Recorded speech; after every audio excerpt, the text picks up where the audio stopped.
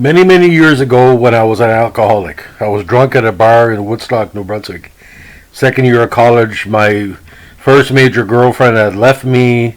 My money was running out. I was drinking maybe 6 nights a week. I was at a local bar, and the waitress basically said, you're an awful angry drunk. Well, I said, I'm not no Oliver Reed. And the lady said, who's Oliver Reed? And I told her, well, you don't know who the fuck is Oliver Reed is. You're not getting any tip. Why don't you fuck off and leave me alone? So half an hour later, when I was walking home drunk after being kicked out of the bar, I said to myself, maybe one day I'll do a story on Oliver Reed when he dies. Well, this is kind of it. Some 37 years later, since those college years, we're still talking about Oliver Reed. And in 2021, I don't think anybody's really talking about his drinking and sexting exploits, because who would believe it? Now, for those uninitiated, Robert Oliver Reed was an English actor known for his upper-class macho image and Hellraiser lifestyle, a self-proclaimed chauvinist. Notable films he did included The Trap, playing Bill Sykes in the Best Picture Oscar winner Oliver, one of the roughest villains of the musical era. Women in Love, Hannibal Brooks, The Devils. He played Athos in The Three Musketeers and The Four Musketeers. He played a Teddy Boy in Tommy. He also played in the horror movie, the Cronenberg classic The Brood, and also Line of the Desert, Castaway, the original Castaway, The Adventures of Baron Munchausen, Funny Bones on 95, and of course his final performance where he died on set due to a drinking binge in the Oscar-winning Russell Crowe starring movie Gladiator. Now, for playing Antonius Proximo, the old gruff gladiator trainer, Ridley Scott's Gladiator, in what was his final film, Reed was possibly nominated for the BAFTA Award for Best Actor in a Supporting Role in 2000.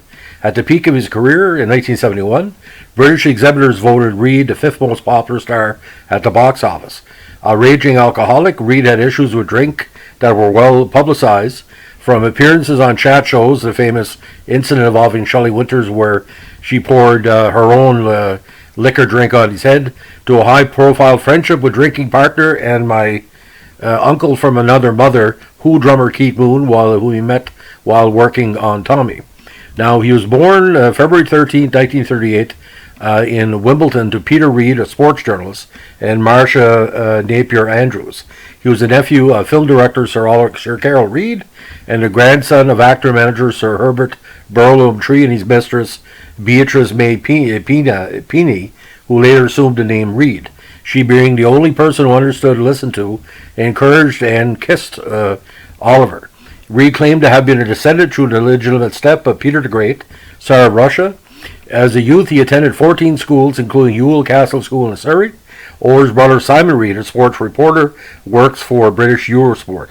My father thought I was just lazy. Reed later said he thought I was a dunce. Now, Reed claimed he had worked as a boxer, a bouncer, a cab driver, and a hospital porter. He then did his compulsory army service in the Royal Army Medical Corps, saying that the army helped. I recognized that most other people were actors as well. I was in the peacetime army, and they were all telling us youngsters about the war. Now, when he got out of the army, he began his acting career as an extra in films. He appeared in uncredited in The Square Peg, uncredited television appearance including episodes of Invisible Man, The Four Just Men, and The Third Man. He also appeared in the documentary Hello London. Now, Reed's first break was playing Richard of Gloucester in the 6-part BBC TV series The Golden Spur.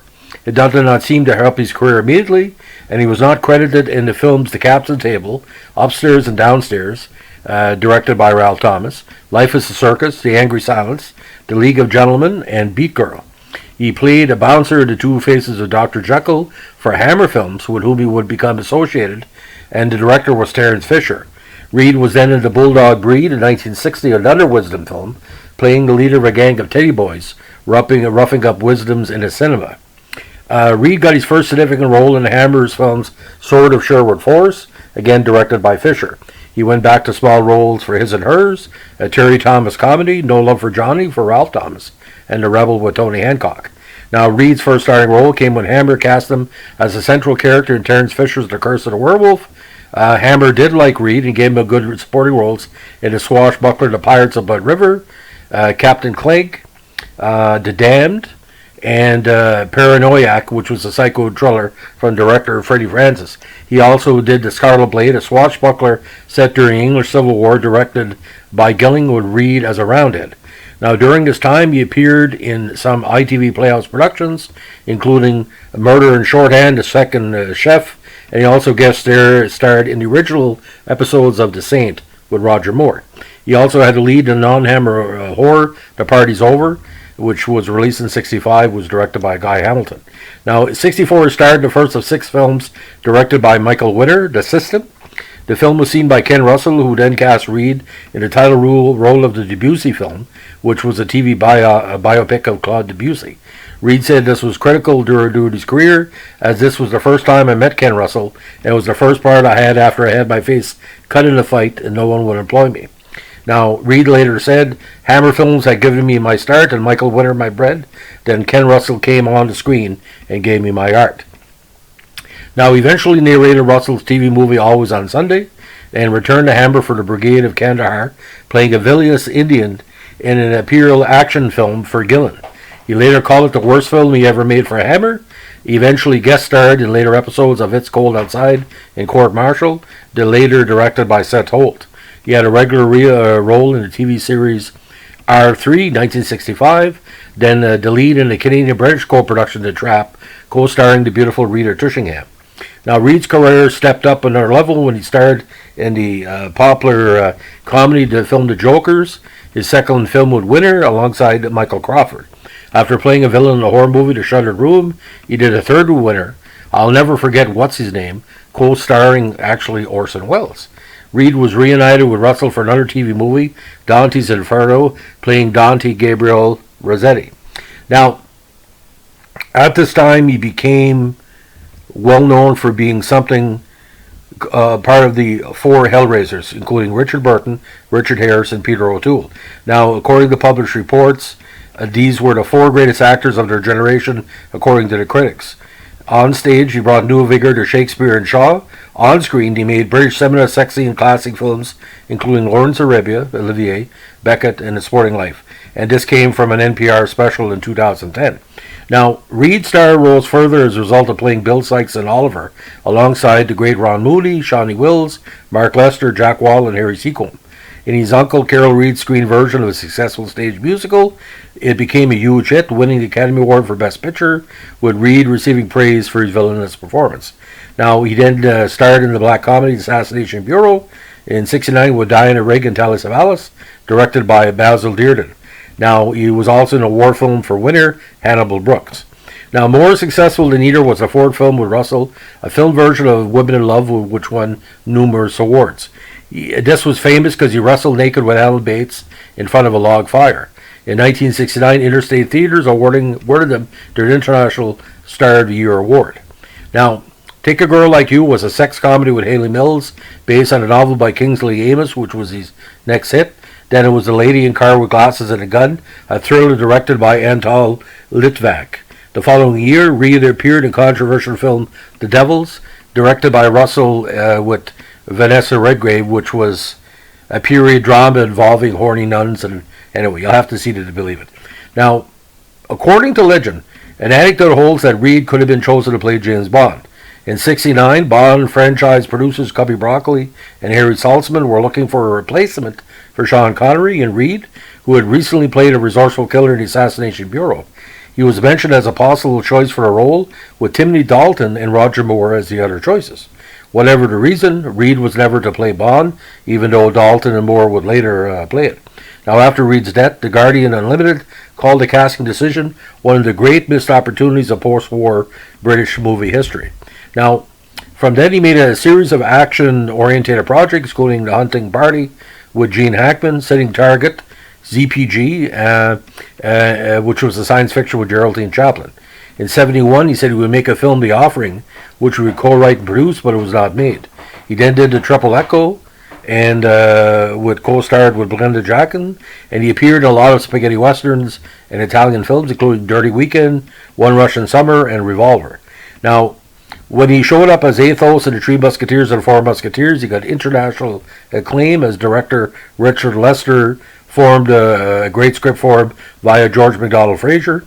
Now, Reed had an uncredited Bill Park and Russell's Mailer was a lead of Blue Blood, and then there were none, produced by Harry Allen Towers. His next project, of course, was Ken Russell Tommy, where he plays Tommy's cruel stepfather, a 1950s Teddy Boy based on the Who's '69 concept album Tommy, and starring its lead singer Roger Daltrey. Now, he should have won a Best Supporting Actor Oscar for that. Unfortunately, didn't work out. Now, Royal Flash, 1975, reunited with Richard Lester, George MacDonald Fraser, playing Otto von Bismarck, and he also had a cameo in Russell's Listomania.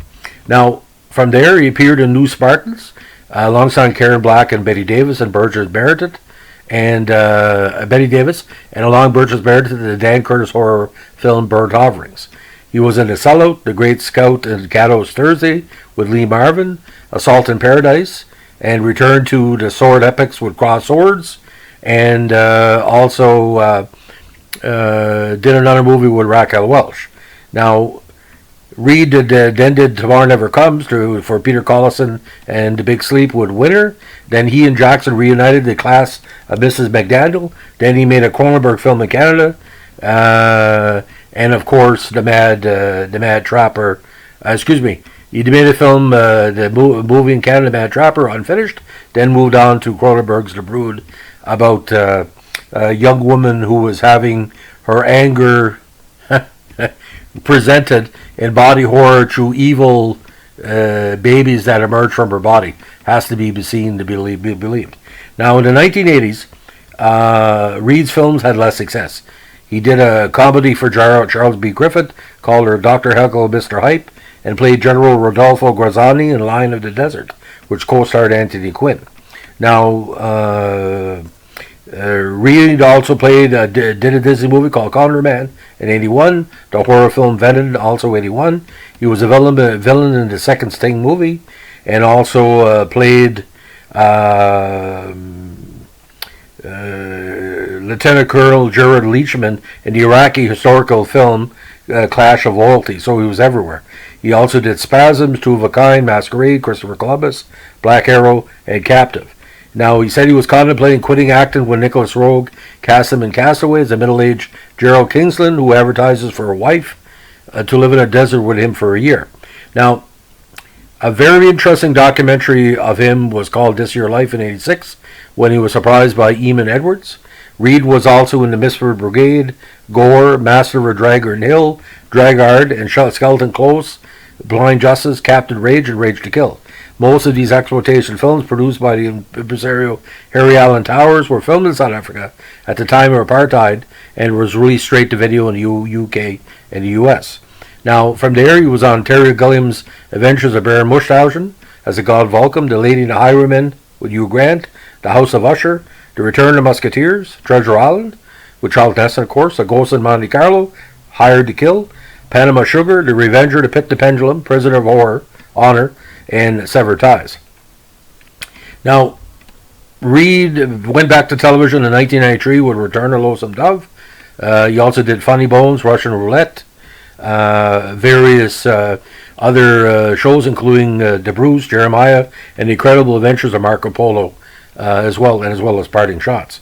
Now, his final role was elderly slave dealer Proximo in Ridley Scott's Gladiator, in which he played alongside his fellow Brit legend Richard Harris. He was an actor whom Reed admired greatly, both on and off the screen.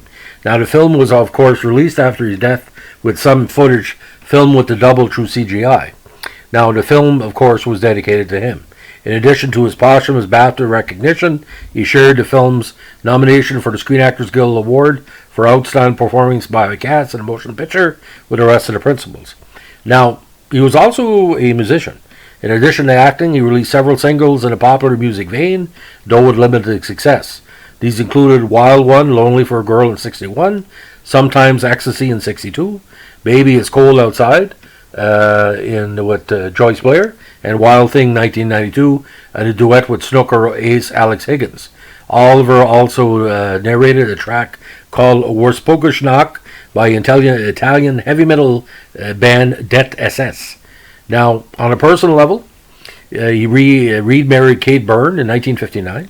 The couple had one son Mark, before the divorce in 1969. Now, while filming his part of Bill Sikes and Oliver, he met Jackie Darrell, a classically trained dancer who was also in the film. They became lovers and subsequently had a daughter, Sarah. In 85, he married Josephine Burge, to whom he remained married till his death. When he met in 1980, she was 16 and he was 42. In his final years, Reed and Burge lived in Churchtown, County Cork, Ireland. Now, his legendary battles with people and the different activities, we'll get into our second part here, because I want to talk about the acting first and get into the more legendary stories. So stay tuned for the second part of our Oliver Reed special. And the reason why I'm splitting up, I don't want you to listen for a full half an hour. Just take a break, have a little shot of whiskey, and come back to part two. It'll be right upcoming. Thanks for